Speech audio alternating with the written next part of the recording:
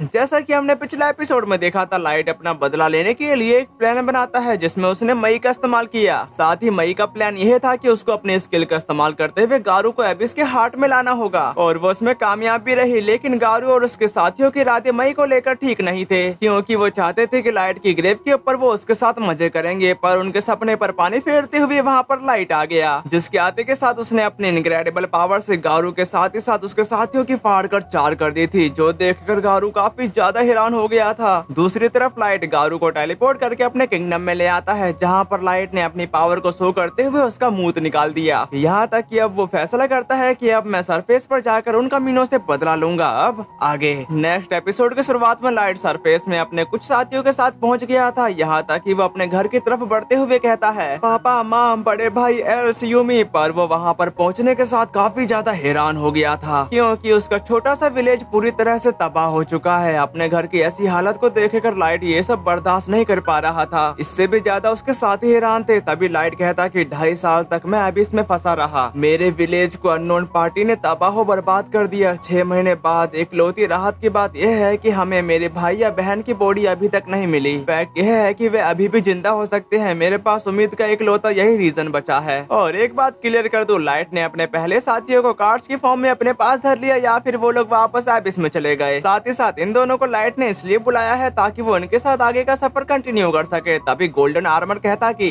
तुम्हारा हो गया तो ठीक है, चलो चलें, क्योंकि मैं पहले ही दिन टेंट लगाने के इच्छुक नहीं हूँ। उसकी ऐसी बातों को सुनकर वो लड़की गोल्ड पर भड़कते हुए कहती है, जब लॉर्ड लाइट शोक मना रहे हैं तो तुम्हारी हिम्मत कैसी हुई उनसे इस तरह से बात करने की, उनसे नरमी से बात करो। उसकी इस बात का जवाब देते हुए गोल्ड बताता है, तो मैं समझ नहीं है ना, नरम होना काफी फॉर्मल लगता है, इसमें कोई हमदर्दी का भाव नहीं होता। इसके अलावा तुम जंगलों में गोल्ड पसंद नहीं करोगी, है ना। ये बात सुनकर नेमुमो कही, मैं तुम्हारी तरह नहीं, ठीक है। जब तक मैं लॉर्ड लाइट के साथ हूँ मुझे इसकी परवाह नहीं है कि मुझे घास पर सोना पड़े या कीचड़ में। इस पे गोल्ड बोलता है, और मैं माई लॉर्ड के साथ चलूंगा। बर्फ से ढके पहाड़ों की चोटियां और पिघले हुए मैग्मा की झीलों के पार मैंने माई लॉर्ड के प्रति वफादारी की गोल्डम शपथ ली है। यह एक आर्किक नाइट की एलिजेंस है, फिर भी मैं नहीं चाहता कि हम लोग माई लॉर्ड के प्रति तारों के नीचे सोएं। यह सच में सबसे ज्यादा आरामदायक नहीं है। तभी लाइट कहता है, हम क्वार्टर की चिंता बाद में करेंगे, सबसे पहले कुछ इन्फॉर्मेशन इकट्ठा करेंगे। हम पहले से ही जानते हैं कि हमारी आर्मी वर्ल्ड से मुकाबला करने के लिए काफी है, लेकिन सीधे वार छेड़ना थोड़ी जल्दबाजी होगी। उसकी ऐसी बातों को सुनकर गोल्ड बोला कि बिल्कुल जैसा ही कहा जाता है कि अपने दुश्मन को जानो और खुद को भी जानो, और तुम बिना किसी गड़बड़ी के सारी लड़ाइयाँ लड़ पाओगे। इस पे नेमुमु भी बताती है, हम अलग अलग नेशन की पावर का पता लगाएंगे। जिस बात पर एग्री करते हुए लाइट कह रहा था, मेरे विलेज पर छापे का कनेक्शन मेरे पर्सनल मास्टर होने से है। क्या मेरे मास्टर होने के कारण वे इतनी दूर तक चले गए। और वो ये कहते हुए काफी खतरनाक उरा रिलीज कर रहा था। साथ ही वो कहा, अगर वर्ल्ड का ट्रू इवल में इनहेरिटेड है तो मैं वर्ल्ड को हेल की आग में झोंक दूंगा। तभी गोल्ड बताता है, जब तक हम सिटी में है तब तक खून के प्यास पर कंट्रोल रखो, वरना इससे लोग मारे जाएंगे। इसके लिए वो उससे माफी मांगते हुए फुल मार्क्स रिलीज करता है, जिसको उसने अपने चेहरे पर पहन लिया था ताकि कोई भी उसको पहचान न सके। इसी के साथ उनका ये सफर चालू हो चुका। तभी नेमुमु उड़ते हुए लाइट से कहती है, दागास में हम सबसे पहले क्या करेंगे। इस पे गोल्ड बोलता कि नेमुमु ध्यान रखो कि तुम हमारे माई लॉर्ड से क्या कह रही हो।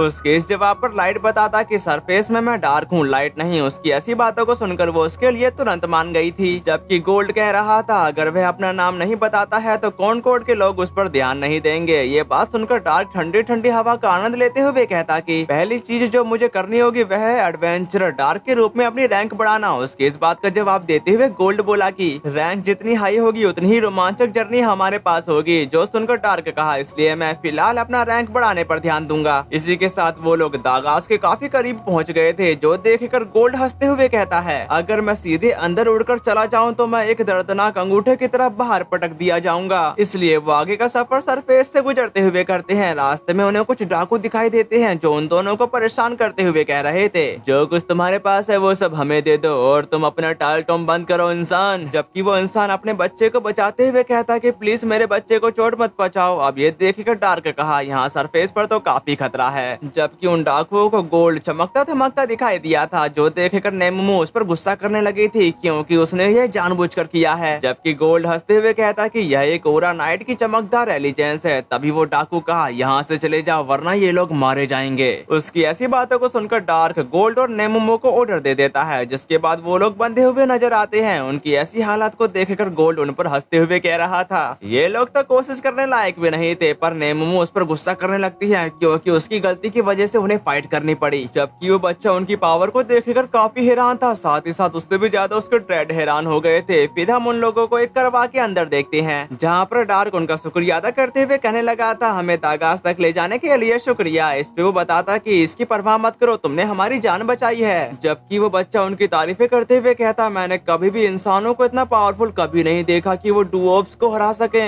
बिग सिस चमकदार मिस्टर, तुम दोनों तो कमाल के हो। तभी नेमुमू का कहना है, लॉर्ड डार्क तो हमसे भी ज्यादा अमेजिंग है, क्या तुम जानते हो। उनकी ऐसी बातों को सुनकर उस बच्चे का डैड बोलता कि अगर तुम दागास की ओर जा रहे हो तो इसका मतलब है कि तुम डंजन में एंटर जरूर करोगे। वैसे क्या तुम फेमस एडवेंचरर हो। जिस बात पर डार्क उन्हें मना करते हुए बताता है, हमने अभी तक रजिस्ट्रेशन नहीं कराया है, इसलिए हम केवल एस्पायरिंग एडवेंचरर हैं। हम सबसे पहले दागास गिल्ड में रजिस्ट्रेशन कराएंगे, फिर वहाँ से अपनी रैंक बढ़ाना शुरू करेंगे। उनकी ऐसी बातों को सुनकर वो दोनों काफी ज्यादा हैरान हो गए थे क्योंकि उनको लगा नहीं था कि इतने पावरफुल होने के बावजूद भी ये लोग एडवेंचरर नहीं है। तभी वो पर्सन कहता है, उस सिचुएशन में तुम सही जगह पर आई हो। दागास डुओब्स किंगडम का सबसे साउथर्न टाउन है। यह किसके साथ बॉर्डर शेयर करता है, वह है ईस्ट के ह्यूमस किंगडम और साउथ के एल्विन किंगडम। उनके बीच टेरिटोरियल डिस्ट्रीब्यूट का अपना ही फेयर हिस्सा रहा है, लेकिन अपने डंजन की क्वालिटी के कारण यह काफी सारे एडवेंचरर को अट्रैक्ट करता रहा है। यह टाउन कहीं दूर होने के बावजूद एक हलचल भरा टाउन बन गया है। सभी रेसेस में से यह इंसानों के बीच सबसे ज्यादा पॉपुलर है। इस वजह से मैं उनके लिए एक पब्लिक हाउस चलाता हूँ। सामने की तरफ देखते हुए बच्चा कहा, अरे वहाँ देखो, यह दागास टाउन है। फिर हम दागास के एंट्रेंस गेट के बाहर का सीन देखते हैं जहाँ पर वो बंदा सवाल करता है कि क्या तुम सचमुच यहाँ से छूटना चाहते हो। जिस बात का जवाब देते हुए डार्क कहा, ये काफी दूर है, आपने तो हमें यह भी बता दिया कि गिल्ड कहाँ पर है। जो सुनकर वो बंदा कहता है, चलो ठीक है, और तुम मुझे कर्नल कह सकते हो, प्लीज एक बार जरूर सोचना अगर तुम रात में ठहरना चाहते हो। इसी के साथ वो करवा वहाँ से चला गया था। पर रास्ते में बच्चा अपने डैड से पूछ रहा था, क्या आपने पहले कभी इतने स्ट्रॉन्ग नए प्लेयर्स को देखा है। जिस बात का जवाब देते हुए उसका डैड बताने लगा, जरूर उनके अपने रीजन होंगे। इसके बाद यासिन टाउन की तरफ आ गया था जहाँ पर काफी ज्यादा चहल पहल थी। तभी गोल्ड बोला, अपनी आंखें सामने रखो वरना हम खो जाएंगे। ये बात सुनकर नेममू उसे समझाने लगती है, मैं खो नहीं जाऊंगी और तुम इसकी चिंता मत करो, मैं अपने अपनोक्सिस आर्मर का इस्तेमाल करते हुए रास्ता खुद ही ढूंढ लूंगी। उन दोनों की ऐसी बातों को सुनकर डार्क बोला कि खैर ये तुम दोनों के लिए पहली बार है कि तुम दोनों किसी सरफेस टाउन में हो। जबकि गोल्ड अपने आसपास इतने सारे वेपन और आर्मर की दुकानों को देखकर हैरान था। जिस पर डार्क उसे बताता है, आखिरकार ये एडवेंचरर का टाउन है, ब्लैक स्मिथ भी डुओब्स किंगडम की स्पेशलिटी है। तभी यहाँ से दागास गिल्ड की तरफ आ गया था जहाँ पर गोल्ड ने गिल्ड को पहली बार देखा था। जबकि नेममू बताती है, लगता है कि सच में कई महत्वाकांक्षी ह्यूमंस एडवेंचरर हैं। तभी गोल्ड वहाँ के लोगों को देखकर बोला कि माय लॉर्ड, वे ऐसा व्यवहार क्यों कर रहे हैं, ऐसा लगता है कि वे उससे काफी डरे हुए हैं। जिस बात पर एग्री करते हुए डार्क अपने मन में कहा, यहाँ भी इंसानों के साथ वैसा ही व्यवहार किया जाता है। इसके कुछ देर बाद नेममू गुस्सा करते हुए कहती है कि ये कभी नहीं हो सकता, ऐसा कोई तरीका नहीं है कि डार्क लॉर्ड को एफ रैंक ना मिले। पर रिसेप्शनिस्ट उसे समझाती कि सबकी शुरुआत एफ रैंक से ही होती है, ये सबके लिए एक जैसा है। पर वो कुछ समझने को तैयार नहीं थी, इसलिए नेममू उसे समझाने लगती है कि लॉर्ड डार्क हर किसी की तरह नहीं है, वह एक ऐसे बीइंग है जो सभी के परे है, उन्हें ए रैंक या एस रैंक मिलना ही चाहिए। उसी वक्त गोल्ड उससे कहता है, तुम मुझसे एक बिल्कुल रूड पर्सन की तरह बात कर रही हो, लेकिन नेममू उसे ही चुप करा देती है। दूसरी तरफ डार्क उनसे माफी मांगते हुए कहता कि मैं अपने साथियों की रूडनेस के लिए माफी मांगता हूँ, एफ रैंक मेरे जैसे के लिए सही है, प्लीज रजिस्ट्रेशन को कंटिन्यू रखें। अगले सीन में नेममू रोते हुए कह रही थी, मुझे विश्वास नहीं हो रहा कि मैंने माय लॉर्ड से माफी मंगवाई। उसकी ऐसी हरकतों को देखकर गोल्ड उस पर हंस रहा था। इसके बाद यासिन कर्नल के पब्लिक हाउस की तरफ आ गया था जहाँ पर डार्क और उसके साथी आ जाते हैं। जबकि डार्क उन्हें बता रहा था, मैं आपके ऑफर को एक्सेप्ट करने आया हूँ। इसके लिए कर्नल उसका शुक्रिया अदा करने के साथ कहा, अगर तुमको किसी भी चीज की जरूरत हो तो प्लीज पूछने में संकोच मत करना। ये बात सुनकर डार्क कहता कि उस मामले में हमारे पास कुछ सेल्फिश रिक्वेस्ट है, क्या आप उन्हें एक्सेप्ट कर पाओगे। इस पे वो एग्री था। तभी डार्क अपनी बात को आगे बढ़ाते हुए कहा, हम पूरे टॉप फ्लोर को 1 महीने के लिए किराए पर लेना चाहते हैं। हमारे माइग्रेशन के दौरान किसी को भी टॉप फ्लोर पर जाने की परमिशन नहीं है, यहाँ तक कि स्टाफ को भी नहीं। और यह लो, यह किराए के लिए पैसा है, प्लीज हमें बताएं कि क्या ये काफी है। अब ये देखकर कर्नल कहने लगा, नहीं मैं ऐसे एक्सेप्ट नहीं कर सकता, हम उन लोगों से किराया नहीं ले सकते जिन्होंने हमारी जान बचाई। उसकी इस बात का जवाब देते हुए डार्क बताता है, ये मेरा आखिरी सेल्फिश रिक्वेस्ट है, इसलिए यह ले लो। अब उसको यह एक्सेप्ट करना ही पड़ता है। कमरे की तरफ डार्क 3 कार्ड रिलीज करते हुए कहता कि साइलेंट मैजिक जैमिंग डिटेक्शन। अब उससे क्या होगा कि कोई भी उनकी बातें नहीं सुन पाएगा। जो सब करने के बाद डार्क रिलैक्स होते हुए कहा, कोई निगरानी, जासूसी या मैजिक आइटम का सिग्नल नहीं। तभी नेममू डार्क से सवाल करती है, मैं समझती हूँ कि तुम सरफेस पर क्यों आना चाहते थे और एक एडवेंचर के रूप में पेश आना चाहते थे, लेकिन लेकिन आप कितने भी पावरफुल क्यों ना हो, इस बात की संभावना है कि कुछ गलत हो सकता है, क्यों ना आप एबिस से ही ऑर्डर दे देते। उसकी ऐसी बातों को सुनकर डार्क काफी गुस्सा करने के साथ कहा, क्या तुम मुझे मेरा बदला लेने से रोकना चाहती हो? इसी के साथ वहाँ की जगह हिलने लगी, जो देखकर नेममू उससे माफी मांगते हुए कहती है, मैं बिना सोचे समझे बोल पड़ी, मैं आपसे माफी मांगती हूँ। वहाँ की ऐसी बातों को सुनकर गोल्ड बताता कि कभी कभी एक आदमी को अपने मामलों को अपने हाथों में लेना पड़ता है। हमारे माय लॉर्ड किसी और पर डिपेंड हुए बिना अपना बदला लेने के लिए एक्साइटिंग है। दूसरी तरफ डार्क उसकी आंखों में आंसू को देखकर उससे माफी मांगते हुए कहता है, तुम बस मेरे लिए परेशान थे, फिर भी मैं काफी ज्यादा इमोशनल हो गया। ये बात सुनकर नेममो बोली कि नहीं, सीमा पार करना मेरी गलती है, प्लीज मुझे अपनी लॉयल्टी को रिन्यू करने दें। इसके लिए डार्क शर्माते हुए मान गया था। अगले दिन में डार्क अपने मन में बताता है, पैर चूमना सबऑर्डिनेशन का एक्ट है, मेरे कई समझ इसे रिवॉर्ड के रूप में मांगते हैं, हालांकि मैं अभी भी इससे शर्मिंदा हूँ। इसी के साथ नेममो ने डार्क के पैरों पर किस कर दिया था, जो देखकर गोल्ड कहता है, यह किसी भी तरह का फैटिस वाला खेल है। अब ये सुनकर नेममो उस पर गुस्सा करते हुए कहते कि हमारे लॉर्ड के प्रति मेरे ग्रेट डेडिकेशन को उस असली नाम से पुकारने की तुम्हारी हिम्मत कैसे हुई? इस जवाब पर गोल्ड बोला, मैंने तो बस इतना देखा कि एक शरारती औरत एक जवान लड़के का पैर चूम रही है।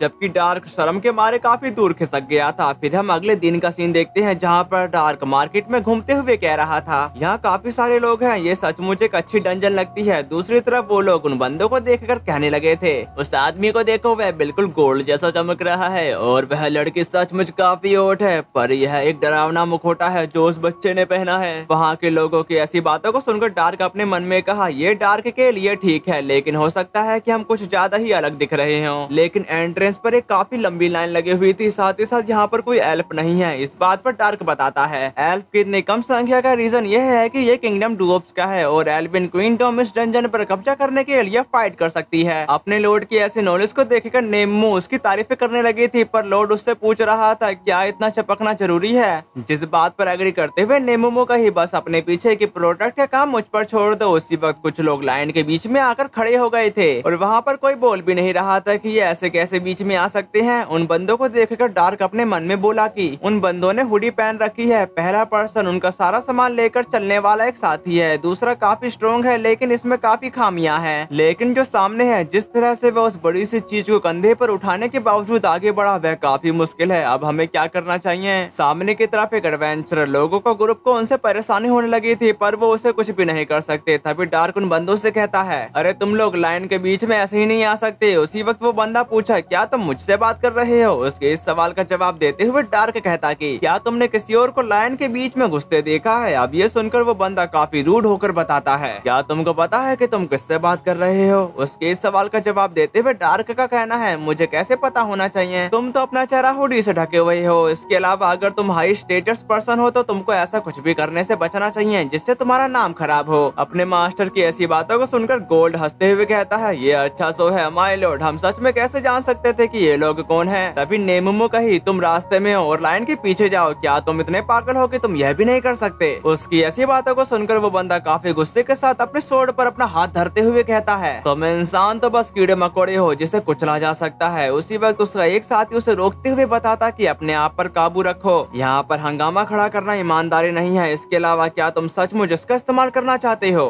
ये बात सुनकर वो बंदा खुद को शांत रखते हुए आगे जाने के साथ कहता है कि ये अभी खत्म नहीं हुआ है कीड़े। उनके जाने के बाद वो सारे लोग उनकी तारीफें करते हुए कह रहे थे, उनके खिलाफ खड़े होने के लिए तुमको बहुत बहुत बधाई, तुमने उसे काफी अच्छी तरह से डांटा छोटी लड़की। जबकि डार्क इस हंगामे के लिए उनसे माफी मांगता है, पर गोल्ड अपने ही चोड़ में आते हुए बताता कि वह मुझे परेशान कर रहे थे, इसलिए ऐसा होना ही था। अब ये सुनकर वो लोग और भी ज्यादा तारीफें करने लगते हैं कि हमें नीचा दिखाने का उसे यही फल मिलता है। जबकि गोल्ड बोला, अपनी ओर देखो मैजेस्टी, जैसे कि तुम पहले से ही सेलिब्रिटी हो। साथ ही उन एडवेंचर लोगों का ग्रुप आते के साथ उनका शुक्रिया अदा करते हुए कहता है, हम उनसे टकराना नहीं चाहते थे इसलिए हम चुप रहे, तो हमें इसके लिए माफ कर देना। पर डार्क उन्हें समझाता कि प्लीज अपना सिर ऐसे मत झुकाओ, हम सिर्फ अपने लिए खड़े हुए। इस पे वो दोनों भी कहते हैं, वो लोग हमें परेशान कर रहे, बिल्कुल इसे अपने ऊपर हावी मत होने देना। जबकि पार्टी का लीडर बताता है, हम सच में आपके इस स्टेटमेंट को अप्रिशिएट करते हैं। उनके ऐसे बिहेवियर को देखकर उसकी छोटी बहन काफी खुश थी। उसी वक्त उनमें से एक पर्सन पूछ ही लेता है, वे आर्मर क्या असली गोल्ड से बना है? उसकी ऐसी बातों को सुनकर वो तीनों काफी हैरान हो गए थे। तभी गिमिरा उन्हें समझाता है, चलो अभी तुम लोग भी इसे जानना चाहते हो है ना? उसकी ये बात सुनकर उसकी पार्टी का तो पता नहीं, पर वो लोग इसमें इंटरेस्टेड थे। इस बात का जवाब देते हुए गोल्ड बताता कि तो तुम यह जानना चाहते थे, मेरा आर्मर बेशक सख्त। और वो आगे कुछ भी कह पाता तभी नेमुमु बोल पड़ी, बस गोल्ड से कलर किया हुआ है, तुम गोल्ड जैसी मुलायम मेटल से कवच नहीं बना सकते। उसकी ऐसी बातों को सुनकर गिमिरा कहा, तो आप सिर्फ दिखावा कर रहे हो। अब ये सुनकर उनका लीडर उसका मुंह बंद करते हुए कहता कि मैं आपसे इसकी तरफ से माफी मांगता हूँ। ये बंदा तो अपना मुंह बंद रखना ही नहीं जानता। उसकी इस बात पर डार्क कहने लगा, नहीं यह बिल्कुल ठीक है,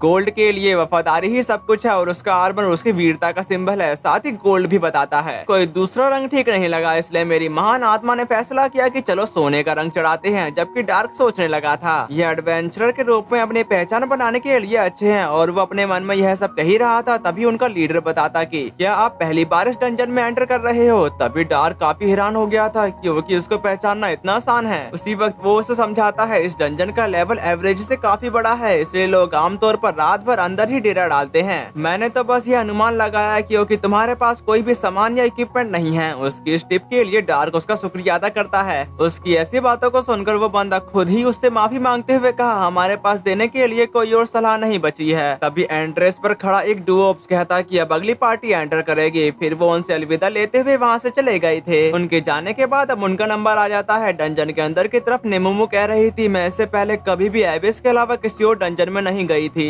यह हैरानगी की बात है कि वह अलग अलग साइज और टाइप में पूरे वर्ल्ड में दिखाई देते हैं। उसकी इस बात पर गोल्ड बताता कि उस पास्ट में लीडर ने कहा कि यह डंजन काफी बड़ा है। दूसरी तरफ डार्क कहने लगा, डंजन की मिस्ट्री को जानने के लिए हमें उनके ओरिजिनल का एनालिसिस करना होगा, लेकिन एली ऐसा नहीं कर सकती। डार्क का ये कहना ही था। तभी गोल्ड बताता है, अगर एली इसे नहीं समझ सकती तो नेमुमु भी नहीं समझ सकती। उसकी ऐसी बातों को सुनकर नेमुमु बोलती कि तो तुम भी नहीं समझ सकते। उसकी ऐसी बातों को सुनकर डार्क बताता है, तुम जितना अधिक गहराई में जाओगे माना की कॉन्सेंट्रेशन उतनी ही ज्यादा होगी, उस माना से अलग अलग चीजें क्रिएट होती हैं। वहाँ के इस मंजर को देखकर गोल्ड भी दंग रह गया था। जबकि नेमुमु बोली, मुझे ऐसा फील हो रहा है कि हमारे आसपास के 100 मीटर के दायरे में कोई भी नहीं है। तभी डार्क अपने गाचा में से रिलीज करते हुए कहा, SSR क्लियर वाइंस, SSR कंसील, SSR फ्लाइट। इसके बाद वो लोग उड़कर आगे जाने लगे। रास्ते में गोल्ड बताता कि क्या दिल दहलाने वाला सीन है, आपकी पावर सच में शानदार है मैजेस्टी। क्या ही सौभाग्य है कि ऐसा सीन देखने को मिल रहा है। हमें जल्द ही क्लियर वाइंस से नेक्स्ट लेयर का एंट्रेंस गेट ढूंढना होगा। साथ ही अपने प्रेजेंस को छुपाने के लिए कंसील का इस्तेमाल किया तथा सबसे छोटे रास्ते के लिए फ्लाइट का इस्तेमाल। ये काफी आसान लगता है ना। नेक्स्ट सीन में वो बंदा काफी गुस्से के साथ अपने सोर्ड को बाहर निकालते हुए उन मोस्टर का खात्मा करने लगता है और वो उसी तरह बेरहमी से उन मोस्टर को काटे जा रहा था। साथ ही वो कहा, वे मुझे क्या समझते हैं, मैं एलिट व्हाइट नाइट में शामिल होने वाला सबसे कम उम्र का पर्सन हूँ। एल्विन किंगडम में सभी सबसे स्ट्रॉन्ग फाइटर्स में से एक मैं एक एल्फ हूँ जिसकी रगों में एक हीरो एक मास्टर का खून बह रहा है। तभी वो बंदा काइतो को शांत रहने को कह रहा था क्योंकि ये लोग यहाँ 3rd फ्लोर के ट्रोल के लिए हैं। साथ ही साथ वो कहा, चलो 1st फ्लोर पर मौजूद ऑक्स के बारे में भूल जाएं और आगे बढ़े। पर काइतो उसको चुप कराते हुए कहता कि उन कूड़े के कीड़ों ने मुझे पागल बना दिया। जब मुझे एक मास्टर का ब्लड इनहेरिटेड किया गया तो यह सब जो मैंने यहाँ किया है ये सब मेरे लेवल के कारण है। तभी हम उसके लेवल को देखते हैं जो लाइट के एक आम सोल्जर के मुकाबले था। उसको इतना भड़कता देखकर याना के कहने लगा, यह कोई ऐसी गिनती नहीं है जिस पर शर्मिंदा हुआ जाए। ये पहले से ही एक एवरेज एल्फ के लेवल की सीमा को पार कर चुका है। ये बात सुनकर काइतो कहता कि मुझे एक महान हीरो माना जाता है, मेरा लेवल 1500 नहीं हो सकता। यह सही है, मुझे बस कुछ और लेवल ऊपर जाने की जरूरत है और फिर कभी भी मुझे कोई नीचे नजर से नहीं देखेगा। उसकी ऐसी बातों को सुनकर यानाक बताता है, मिस्टर काइतो मैं तुम्हारा दर्द फील कर सकता हूँ, जैसे वह मेरा अपना दर्द हो। मेरी रिसर्च को कोई नहीं समझ पाया और मुझे अपने ही होमलैंड से एक्सपेल कर दिया गया। जो सुनकर काइतो चिल्लाते हुए बोला, तो फिर मेरे लेवल को इंक्रीज करने में मदद करो। ये बात सुनकर यानाक कहने लगा था, मैं मदद करूंगा क्योंकि हम पार्टनर्स हैं, तुम और मैं अपने रिसर्च के रिजल्ट को तुम्हारे साथ शेयर करने में संकोच नहीं करूंगा। फिर काइतो आगे बढ़ते हुए कहा कि एक बार जब मैं लेवल अप कर लूंगा तो मुझे इस छायादार डार्क एल्फ की जरूरत नहीं होगी। नेक्स्ट सीन में उन लोगों ने काफी सारे जायंट गोब्लिन्स का सफाया कर दिया था। जो सब करने के बाद डार्क उन लोगों से कहता कि चलो केवल मैजिक स्टोन इकट्ठा कर लेते हैं, हमें इस बात का सबूत चाहिए कि हम 3rd फ्लोर तक पहुंच गए थे। वैसे क्या अब हमें सरफेस पर लौट जाना चाहिए। जिसके बाद वो लोग डंजन से बाहर की तरफ जाने लगे पर रास्ते में वो देखते हैं कि उस पार्टी के लोग गोब्लिन्स से चारों तरफ से घिरे हुए हैं। जो देखकर गोल्ड कहा कि 3 लड़के आगे और 1 लड़की मेज पीछे है। मैं शर्त लगाता हूँ कि सीधे मुकाबले में उनके हारने की पॉसिबिलिटीज नहीं है। नीचे की तरफ उन लोगों ने फाइट में एक एक करके उन गोब्लिन्स को जान से मार डाला। उसी वक्त डार्क नीचे आते हुए उनकी तारीफें करने लगा था। अब उन्हीं लोगों को यहाँ पर देखकर वो लोग काफी हैरान हो गए थे। जबकि डार्क एक स्नेक को मारते हुए कहता है, ये काफी करीब था। अपने सामने मौजूद एनिमी पर ध्यान देना कॉमन सेंस है, लेकिन तुमको अपने पीछे के हिस्से पर भी फोकस रखने की जरूरत है। वो अभी ये सब कह ही रहा था तभी वहाँ पर काफी सारे वुल्फ उन्हीं की तरफ आने लगते हैं, जो देखकर वो लोग घबराते हुए वहाँ से भागने लगे। पर डार्क और उसके साथी काफी शांत थे, साथ ही वो उन्हें बताता कि ये लोग हम पर हमला नहीं करेंगे, और उसका कहना बिल्कुल ठीक था